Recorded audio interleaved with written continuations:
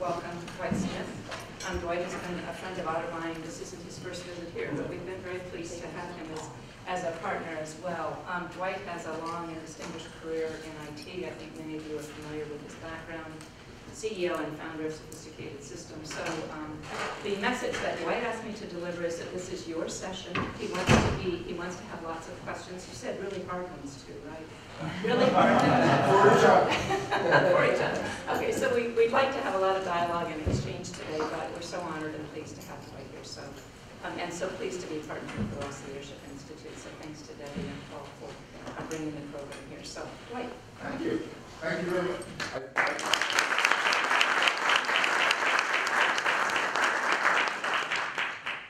I think I'm wired up. You can read? Yes. This is a great start. I forgot my water.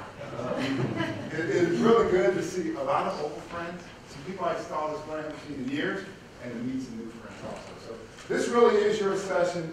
We're going to talk a little bit about value-based leaders, take you through an exercise or two. Does everyone have a pen and paper?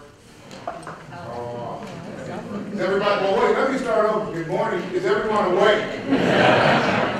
So, I know you have a lot of places that you can be at 7:30 on Tuesday morning, which I think is going to be a beautiful fall day here in Central Ohio. So I'm really glad and appreciate that you're here and we're all together this morning. So it is really an honor to be here. I want to talk a little bit about value-based leadership, share some thoughts on my values, my personal values, but more importantly, in just a few minutes, I'm going to ask you to create a filter of your personal values. Then we'll go through some scenarios.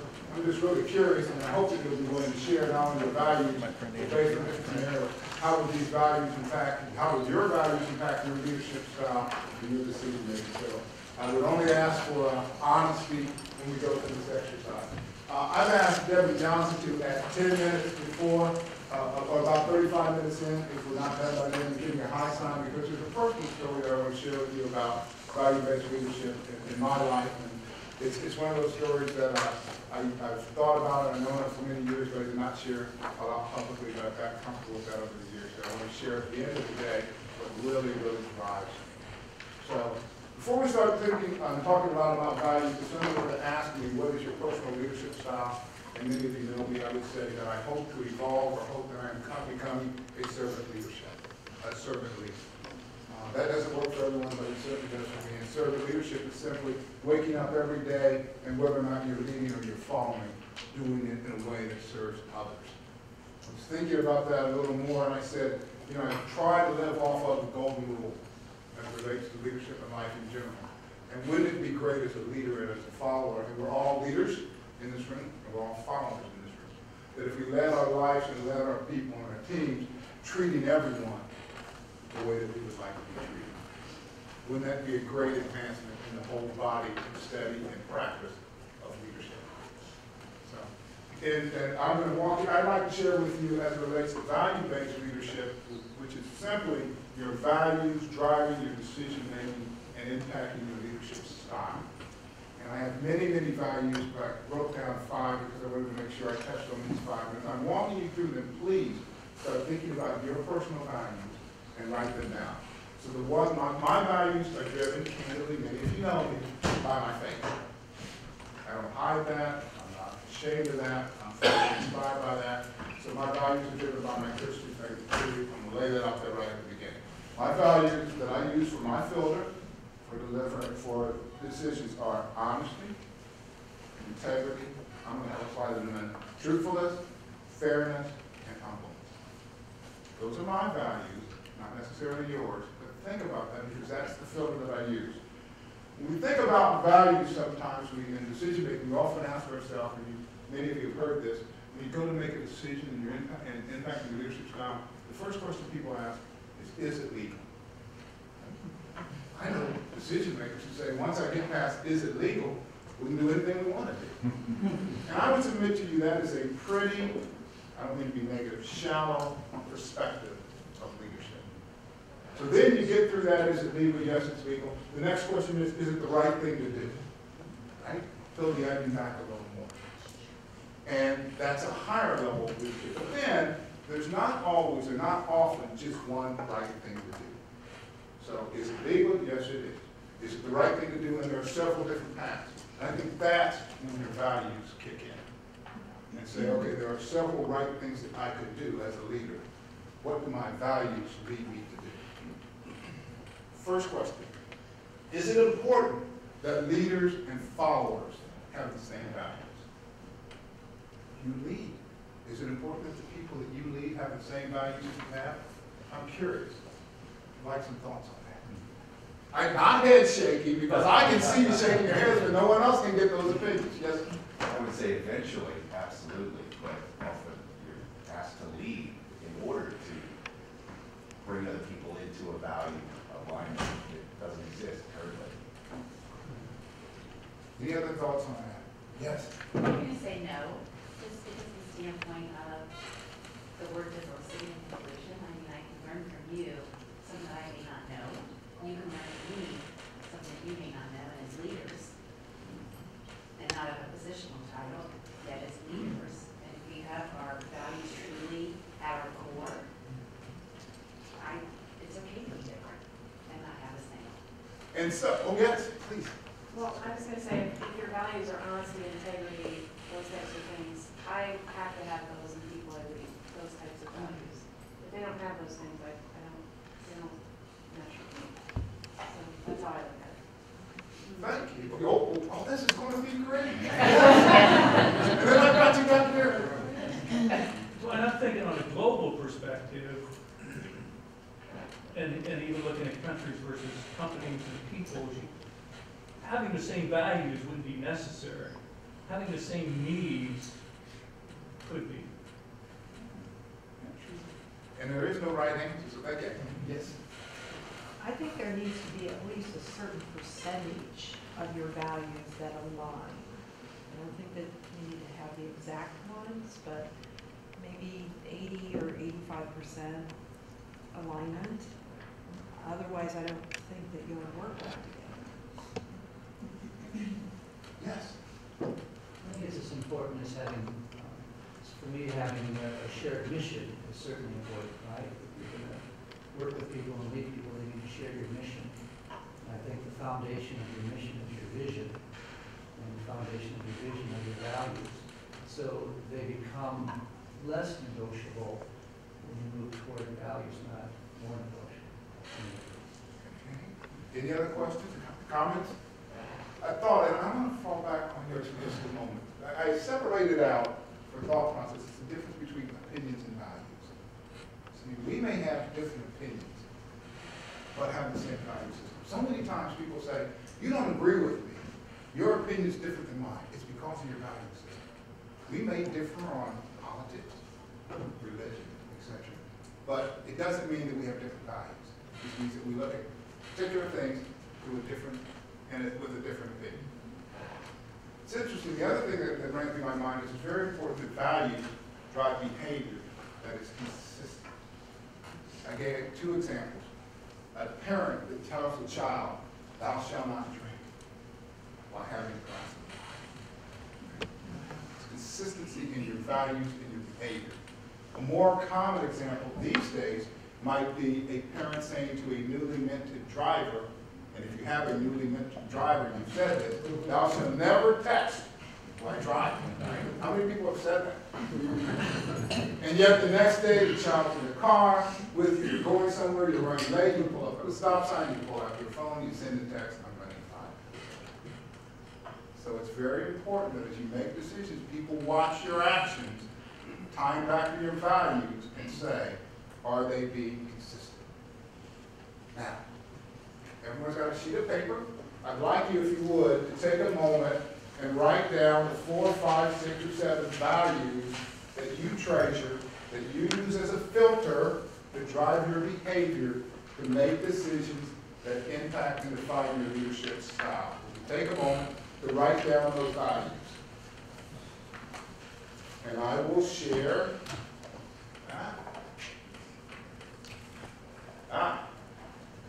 those that I wrote down for myself. And again, driven by faith is honesty, integrity, truthfulness, fairness, and humbleness. Please, just take a moment.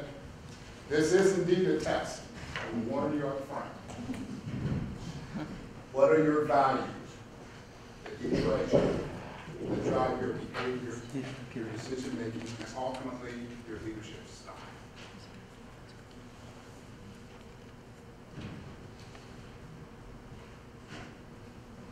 Okay? Ready? We're going to run through 4 scenarios. Take a look at my filter. Much more importantly, look at yours. We'll start with an easy one, and then we'll get a little deeper. And if anyone wants to come up with a scenario on that before they can do that too. Here's the first scenario. You're in a game, you're a competitor.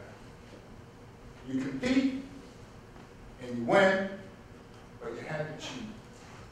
Just a little. How does that work with your filter? Is there anyone here that thinks that's okay based on the filter they have in front of them? Doesn't work with my filter because of this honesty thing. Right? Now, let's make it a little more complex. You compete, you win, fair and square. Fair and square.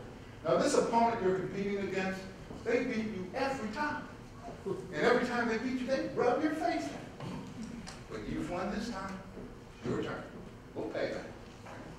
So you compete, you win, it's fair, it's square. Do you go over and shake that person's hand? Or do you take just a moment, let them feel what you've been feeling over all these games? Run that through your filter. How would you behave? What would your actions? Now, I could ask everyone to close their hands so you don't look around the room and see who's raising their hand. But how many people here might take that moment? Or at least be tempted. Let's be honest here.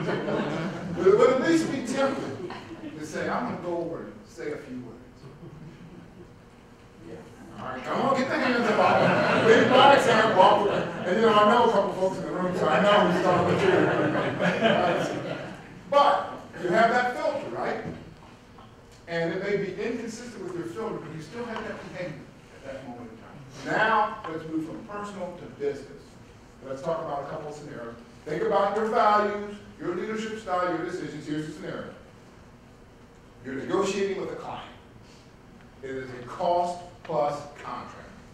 What that means is you're reimbursed for all of your costs. They're defined, and then you have a margin on top of that. All right? The negotiations are done. The project's underway. Your organization is outstanding. You get some efficiencies. You drive down your costs. As a result, there's extra margin there because your organization has done a better than anticipated job. Do you go back to that client and renegotiate and lower their price? Because you agree. Absolute cost plus margin. You got very efficient in gains and benefits. Run it through your filter. And then let me ask you to do that from 2 perspectives. Personal leadership, you're the sales rep.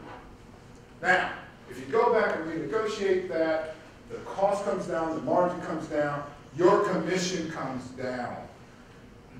Your annual quota that you're being pushed to make, you just missed. Right?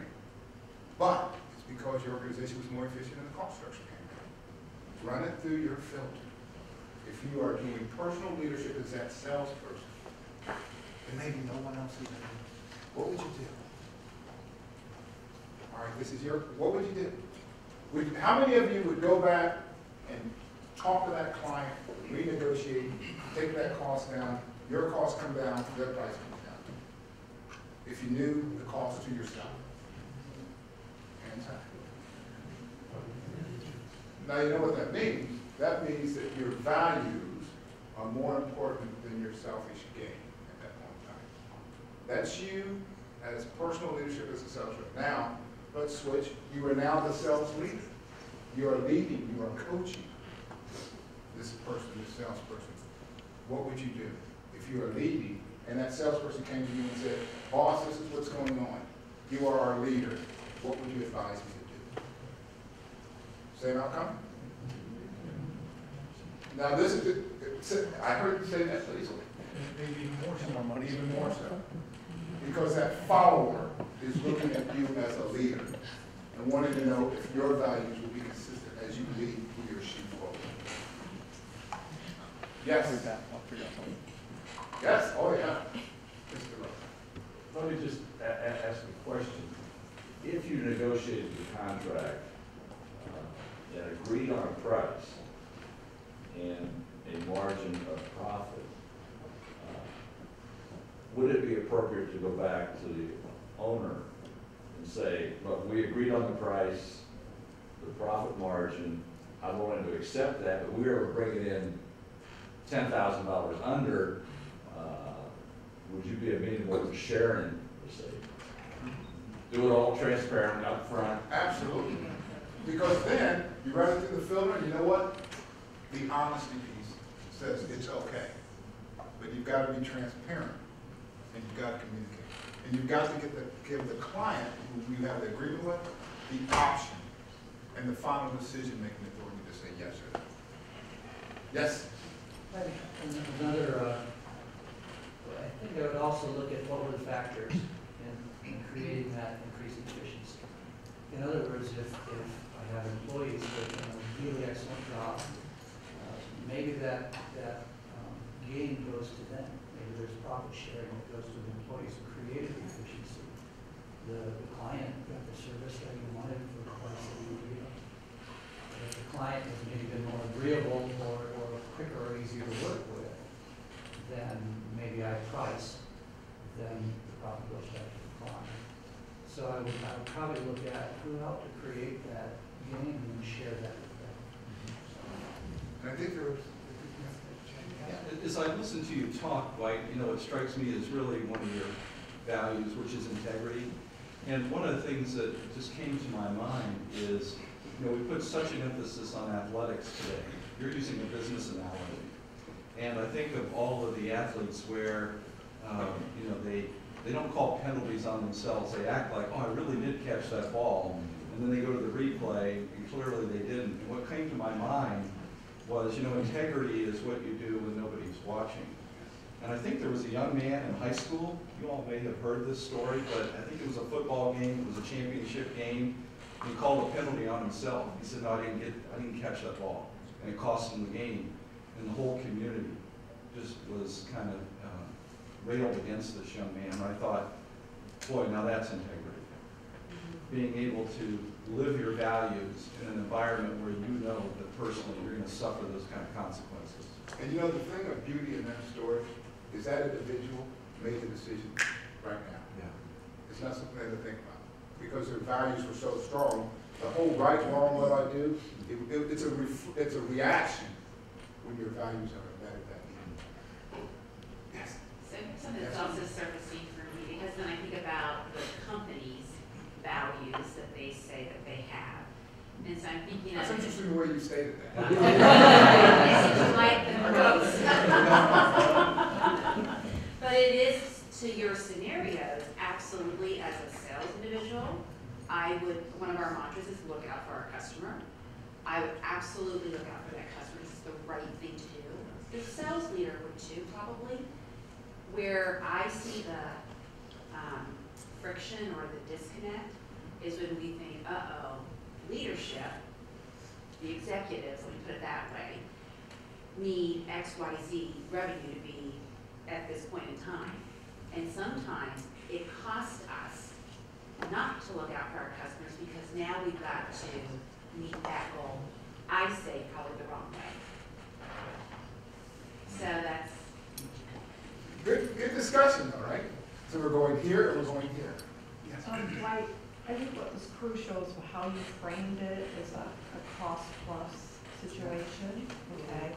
So I would suggest that I would probably not want to have a cost-plus, or if we had a cost-plus, that we had some arrangement in lieu of if there was changes at that base, because although we're talking about costs going down, they could go up and through no fault of anyone, as we all know, just with energy costs, for example. So what would happen if something extraordinary happened that would have significantly impact that contract?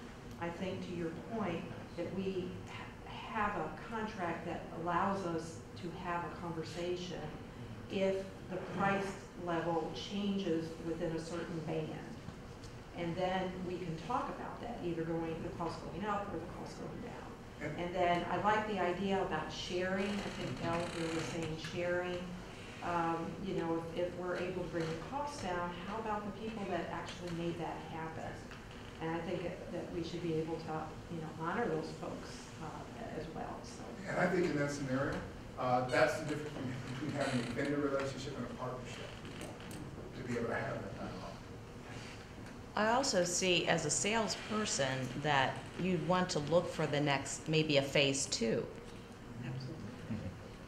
So take a long-term view of the relationship. Fourth scenario, last scenario. Oh, yes, Steve. Yeah, I've got to go back to the equity story, because I read that story too. And I immediately thought that the young man made the right decision.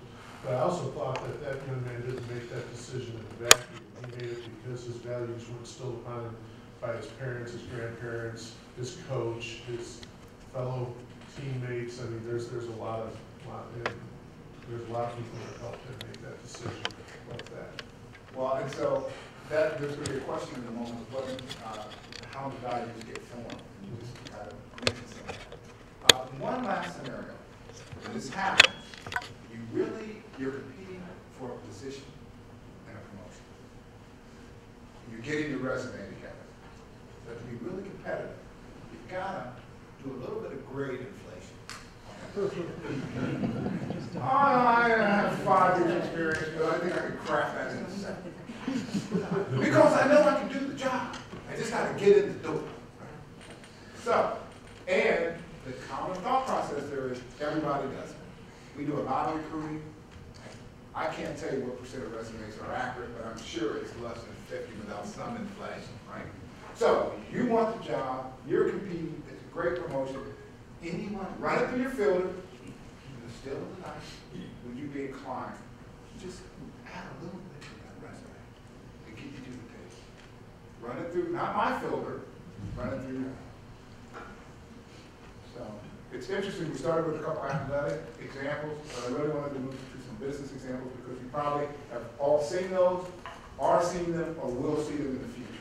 And all I would say as it relates to that, know what your values are, what your filter is, and what it feels like. And when it works, because your values are embedded in your personality, you're doing this anyway.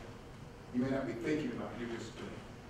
So, and there are 6 questions that I'd like to throw up for discussion. I don't think we'll have time to get through all of them, so we kind of pick and choose. And this is really your discussion, so which ones would you like to talk about and get the thoughts and views of other people in the room?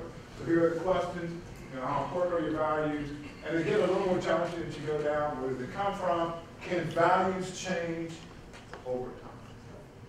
Values change over time. Are there times and situations where compromising your values is an acceptable decision? Can you have different values in your professional life than you do in your personal life? And then when there are lapses in value-based leadership, and people that say they are value-based leaders, what causes those lapses? Now, you and I know we don't have enough time to get through all those questions. That's food for thought, maybe for another day. But are there any questions up there that you'd like to say, okay, here we go. We'll go here, we'll go here. Can values change over time? Well, don't ask me. Well, I think you opened something. Yes, that's and what that I was is that, you know, our world is constantly changing. The environments in which we find ourselves are constantly changing. Over time, we can become desensitized. We can have our perception perhaps modified. I guess I would throw out to the group, you know, how do you, to me it's more of a challenge of how do you guard against that? How do you make sure that your values and your filter aren't compromised by environment or things around you? So let's walk that path for a while. Let's give Joe some thoughts on that question. And Andy, I'm coming to you, all right? So what are your thoughts on Joe's question? For me, given that a lot of thought, there's 2 thoughts on that. One is separating principles from values. A principle never changes. A principle is a principle.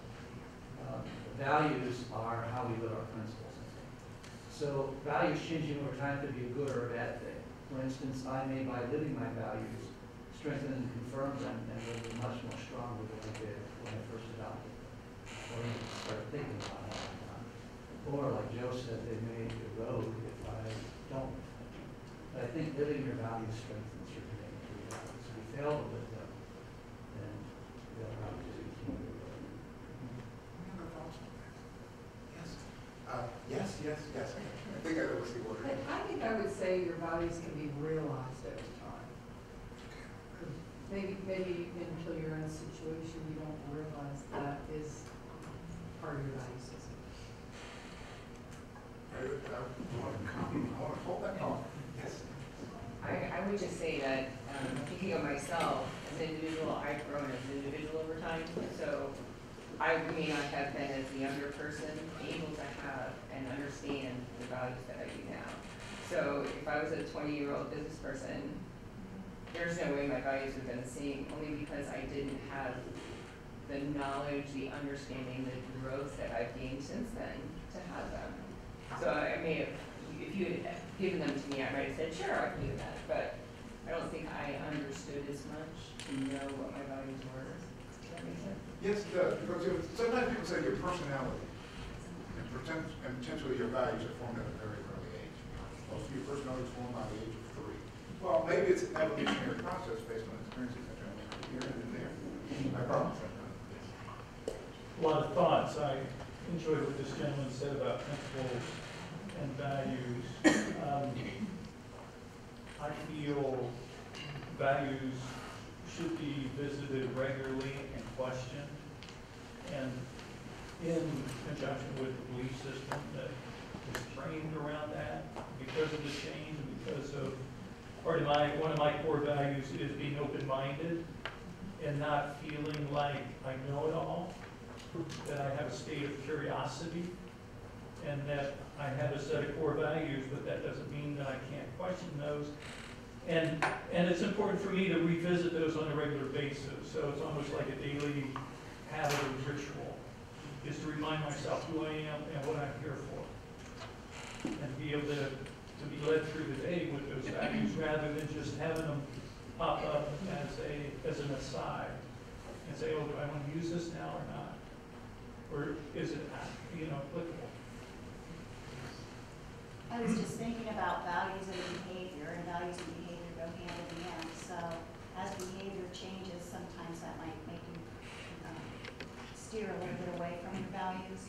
And my values, they're reflected in people I surround myself with, and particularly with my children. So if I begin to see something changing in my children, then I reflect back on what's going on here in terms of behavior, perhaps that they've seen that lead back to my values.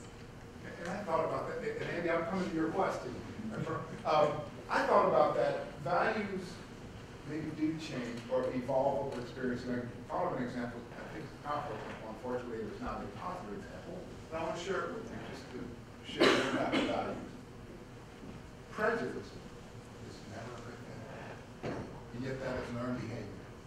If you take a bunch of kids, 2, 3, 4 years old, and put them on the playground, black, white, pink, purple, doesn't matter. They will play, they will enjoy one another, right? They are pure as can be. And you fast forward 10, 15 years, and all of a sudden you think that you start to believe. And so I thought that there are some behaviors, some values that I love. Many are good, like you said, you're doing to reinforce what's positive. Oh, gee, man, are you kidding me? I'm sorry, I just got the timer over here. Oh, okay, so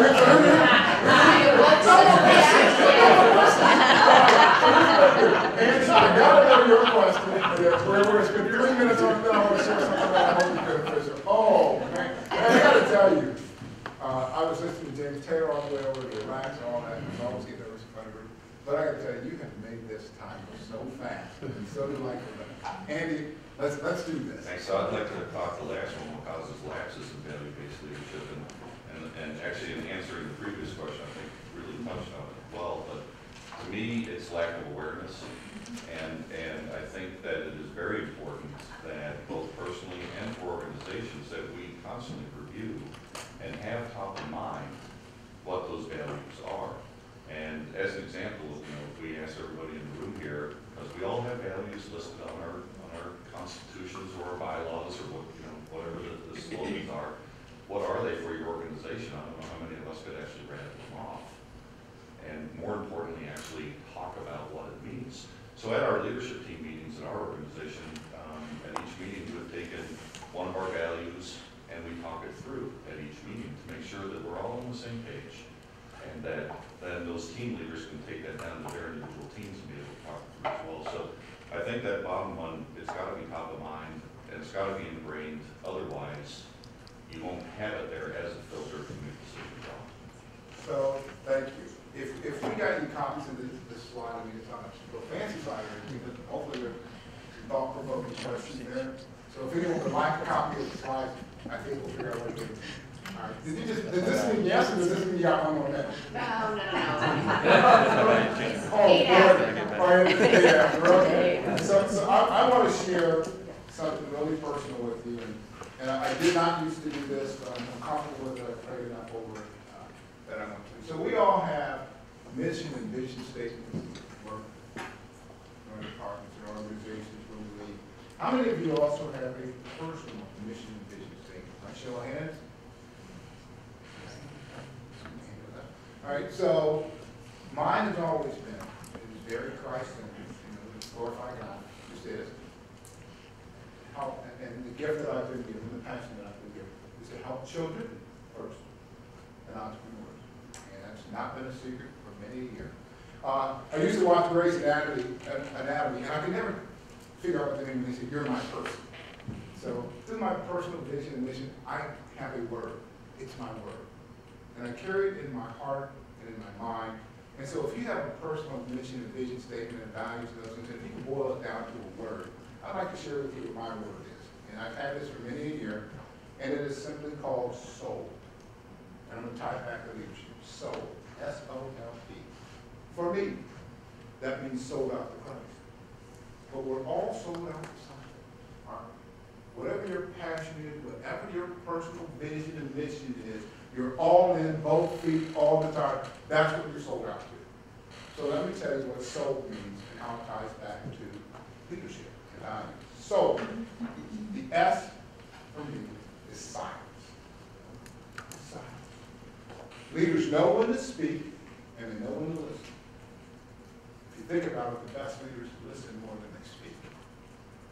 Also, if you think about it as a leader, words can be used to lift up or tear down. And once you lay them out there, you can't draw them back. That is true for spoken words. That is true for written words. How many of you, guilty as charged, have written an email in a moment of frustration, hit save rather than send, slept on it, woke up the next day, reread it, and said, "Boy, I don't know what I was thinking." Right? I'm so glad I didn't send it. So, sold out for me is S, it's silence, and it ties back to leadership, values, and communications. The O is obedience. People think that if I'm obedient, that's a weakness. It is not. It is strength. What does that mean? What does obedience mean as it relates to leadership and values? If I'm going to be obedient to my leader, I'm going to trust them completely. I'm going to believe that they have my best interest in mind and that they're watching out for me. That's the O. The L is leverage. Leaders inspire and leverage their resources, their time, their talents, not only their own, but that of others. Sometimes people leverage, there is a difference between leveraging resources, leveraging talent, yours and others, and using people. I didn't say use, I said leverage. And we use that frankly in our foundation too. Much is given, much is required. And the D is discipline. Do the right thing, the right way, consistently. So there was many times, actually, if you were in my home office, that actually hangs on a flip chart that I wrote it up and sticks on the wall. So every day I kind of ask myself, how am I doing? How am I valued? Am I speaking? Am I listening? Am I being obedient? Am I leveraging the resources that I have in a respectful way? And am I disciplined in all the things that I do? And I would share with you, acknowledge that each and every day as a leader, I fail to meet all of my expectations. that's okay because leadership is an evolutionary process. And so tomorrow, just like today, I'll get up, put back to work on it. So, hey, that's really all I have. I'm really sorry we didn't get through 6 questions. I think we got through kind of 1.5. But we have. We have a lot more time. No, we don't. We have like 15 minutes. Oh. Well, let's spend the next 15 minutes working on your word. Thank you very much. So we can chat, and let's, just because we have 15 minutes, I want to be respectful of everyone's time. Maybe we don't use the whole time. But is there anything on this chart or in this discussion in the last 45 minutes you'd like to spend maybe 5 or 10 minutes chatting about? Anything else? Yes, sir. Dwight, what came up under where do your values come from? And it was mentioned about parents, coaches, priests, rabbis. And let's say for a younger person, that's not their values. Those are values of the parents, the priest, the rabbi. So as their life unfolds, could you see where those values would change by questioning experience and maybe elevating to a greater or richer set of values? Because sometimes it gets mixed up that those values instilled on, and just as you mentioned about bigotry and racism, and that's where the values need to come in, maybe to question or to just reflect on. Does that make sense? Yes, and maybe values are, to some degree, I don't know the answer, generational in nature. One of the biggest conversations these days around workforce development for a lot of leaders is how do I lead and interact with millennials? Man, they're different. They have different values. I don't know if they have different values, they have different perspectives. They value this thing called a work-life balance. You know, I'm probably not going to work 60 hours a week for the next 40 years, hope to retire with a pension and a gold watch. That's fun along the way. Okay? And so we are learning to interact with people that may have values, or you know what, that's not a different value. If you think about it, that's a different priority. That's a different definition of the balance. Yes, sir. Yeah, I would even go as far as saying, everybody, you know, from the moment you start walking, you have values. You have values. And I do think that they change over time, and they mature over time. But, you know, the child that was playing football in 10 years from now, their values will mature even farther. The question is, will they have faith in their values, and will they trust that the value? Because in that situation, the community really did come down on the kid. The child got challenged, and that was really, really unfortunate. But I'm sure there was a base behind him that was standing there saying he did the right thing. And that's important. And that's where hope comes in. You've got to keep that alive. Thank you, Steve. Yes. Yes. I wanted to share a short story with the group, which actually was a statement that one of my leadership instructors here at Otterbein made to me last year, which was really helpful. Our company was sold. We went from a privately held company to an equity investor company, and so there were a lot of changes happening. And I was struggling in my role with some of the changes that I saw because we were just completely shifting cultures and, you know, all of that.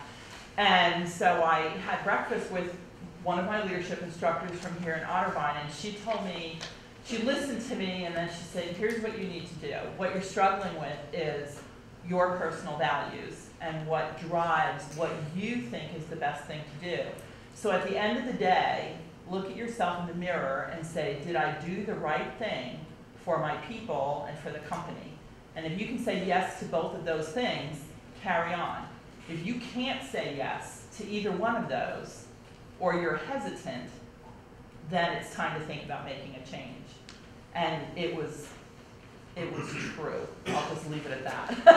Her guidance was excellent, and it's really a very simple question. So, I don't know if I missed it, but did we actually discuss that last question? Well, Andy I made. know Andy brought it up, but I don't know if we discussed it, so if we've got time, I would like to discuss it. Let's talk about it, all right? So please, why don't you start the discussion? Well, the first thing that comes to mind for me what causes a lapse is you clearly aren't living your values. I mean, so you let your ego get in the front of you, you've let political things get in front of you, you've let positional power get in front. So those are the things that come up for me why I would have a lapse in that value-based leadership. So I'm just curious what others think, because that's where I'm going. Money. Money Oh, gets in the way. absolutely, yeah, Yes. yeah, absolutely, that's A lot of things you said come back to money. And You're right. um, Great point. When I used to teach, I used to always ask my students lots of questions, and they give me lots of different answers. And frequently I said, yeah, what's the root of all that? We go deeper and deeper. And it was money in almost every case. You know, the other piece of that is sometimes fear. Fear of failure, fear of exposure. It's hard for me to think of one that's not based in selfishness. Whether it's money, fear, or it seems like anything that, and this is just my perception, obviously, that lapses in value seem like they're rooted in selfishness. I think stress can cause lapses in value. Good pressure on you, sometimes you make quick decisions without really thinking them through. Because you've heard people say, we all have, I just wasn't myself. I just wasn't myself. Not that uncommon. Yes. Yes, sir. Oh, right here, I'm sorry. And then I'll be next. I'll let her go first. Now, here's the deal. We got 1, 2, 3, and then I know we're going to be out of time. No, what sprang to mind for me was the political candidates, where they're called out on having a lapse in values, having the mistress or whatnot. And there, I think it's having two sets of values. It's having the professional values, where doing the right thing from my constituents. But personally, I'm going to live by a different set of values, and what's okay for me and how I live when I'm not in front of the camera. That would be an interesting conflict and dilemma. Probably tough to manage that. And we actually have an elected official in the room. Would you comment on that? No, I'm going to put you on the spot, my friend. Gee, thanks, Dwight. I am on city council, just a local government. Actually, we have two. She's a former elected. Was on school board in Westerville. Anybody else in the room, an elected official? We've actually had her name on the ballot. It's really a scary thing to do. I try to live by my values. I mean, and it's tough because it gets very, very complex when issues come up, and you've got somebody for it and someone against it. And I really have to center myself and say, this is my core value. These are really what. But it's because it's very easy when you've got a lot of different people coming at you with all their different ideas as to how it should be. But you have to stay centered and find that bit of, it's just that simple when people try to make it complex. Because in the world, everyone wants it complex because they want you to hear their side. We have two comments. Well, yes. Is this okay? Oh, yeah. Okay. How are we time? We're good. As I hear people talk, profit motives and things like that, there are a lot of temptations. I want to build on something that Andy was talking about. I think that most people are well-intentioned. You think about organizations, I think most people show up every day, they're motivated, they're well-intentioned, and yet things can change. And one of the things that struck me about Andy's comment is being purposeful and giving people the benefit of the doubt. Perhaps when you think about your corporate mission or vision and what are the values of the organization, not assuming everybody has the same definition of that value, and how is that lived out, acted out, played out within your organization. So I think being purposeful, dissecting it, and allowing people to say, well, I see our value in this area a little differently perhaps than you do, so that you can create that common vision or common definition, and then how that's extended out throughout the organization. So I'm going to ask And then I'm gonna close with my friend and mentor. I'm releasing. Okay, well, maybe, please. I was just gonna say that I was thinking about lapses, and I was thinking about, in my career, I've always thought about values in their context. And I've always had to look for and kind of fight against, clashes of values, because typically an organization's values may be different from individual values. And I'm a project manager, and have been for, the last decade or so. And in projects, a lot of times I see the advantage that the project has a clear business value and it's clearly communicated, but that may be in conflict with some of those other things. So it's a context I think is just, and clashes in values I think is very, very common, more common than people sometimes realize. Come on, we're sneaking in. Okay, as a professor of current students, I struggle with their ability to understand what their values are. As adults, we can all write them down, but we're talking, when you talk about the future of people who may be employees of yours or working with yours, how do we help them to discover what they value? Because they can't really put it on paper. They don't, it's out there, but they don't know what it is. So it's hard to think about them in a sense of discussing with them what they value and moving that on to a career or a job where they're comfortable in what they value. This is so appropriate to close with Bill. I've known Bill for years, and I honor him. He's a great friend and mentor. His license plates also say ethics, which is an incredibly important value, which I happen to know he lives by each and every day. So Bill had a question, so Bill, bring us home. Well, you're very kind, Dwight, and it's reciprocated in spades, but I was just going to comment on this young lady's comment about going from a private to a public company. And Joe touched on it a little bit. You go back over the last 10 or 15 years and look at the egregious ethical examples that have occurred. It is primarily due to pressure to get the earnings that Wall Street expects. And that's tremendous pressure when you're in a public company. And that's when people start doing things that they shouldn't do to reach those earnings targets. And you gotta be able to stand up and resist that. And it's very difficult to do that because of what the football example of the peer pressure. You've got the peer pressure of the employees in your organization.